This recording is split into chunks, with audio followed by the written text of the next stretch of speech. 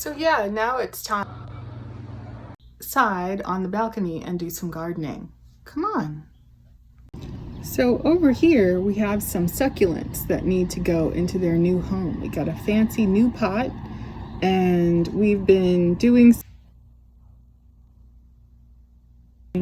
this old screen door and using some old screens to provide shade for our plants who were, well, they were toasting in the sun real tough because of, there being nothing up above but harsh sunlight and that palm tree, the occasional raven or whatever. So we're just gonna use our trusty grip gloves and repot the succulents. Oh, and I also have some really cute pots that I got at Goodwill down by USC that, oh, they were so cheap and so cute.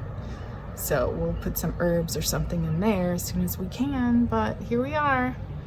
Because you don't want to do what?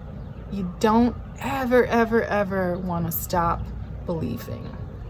So don't stop believing. Here we go.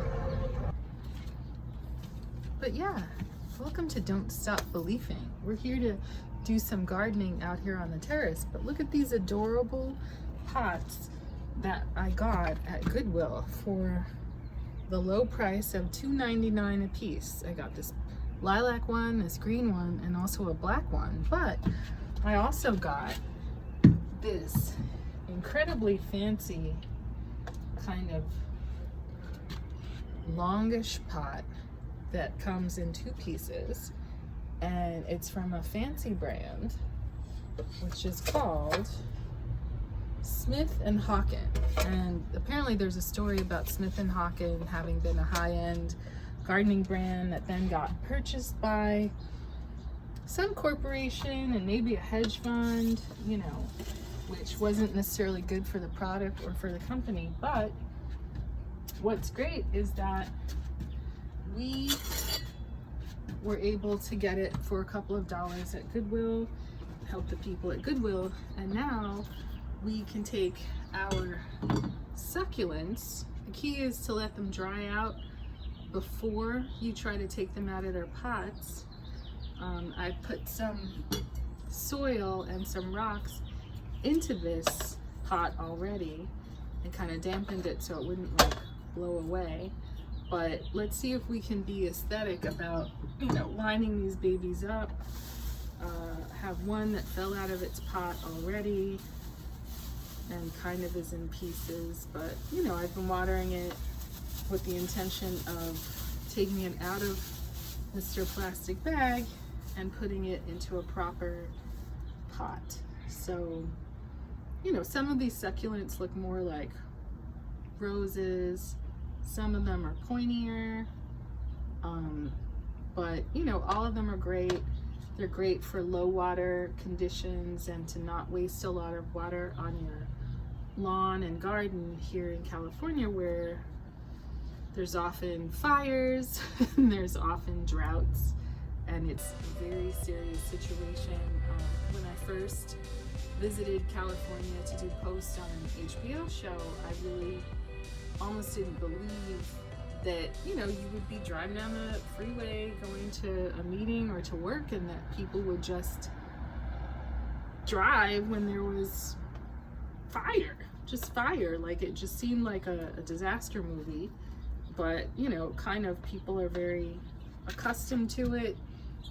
Apparently among tribes native to this area, they would do seasonal burns just to get rid of undergrowth that could go up in flames. And when land left indigenous people, then those practices went out the window, and that's how you got all of these crazy fires, because people aren't tending to these lands the way they need to be tended to. You can't take care of desert the way you might take care of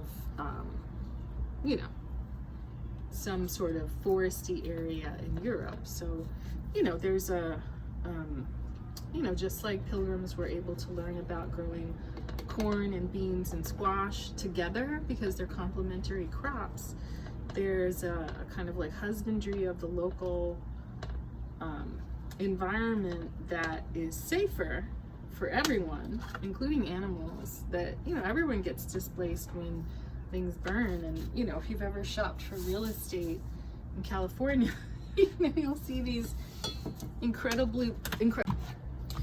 Yeah, in California, people sometimes, you know, have their houses burned to the ground because embers fly into the tall palm trees. And then, you know, they try to unload those properties as if that isn't what's going to happen to the next resident, just based on global warming and how dry the area is here. So we've arranged our succulents like so. We're going to give it some water and have these guys settle in, and then we will add some more dirt in a day or so, just to kind of give them a chance to settle in. But I tried to like space them out and make them a little bit decorative. But yeah, no, I'm really happy about that. And I'm also really happy about this watering can. One of the neighbors, I guess, was moving and left this in the free area in the lobby, but it is aluminum with copper accents and so light. Even if it's filled with water, it's super light. So, you know, that's great.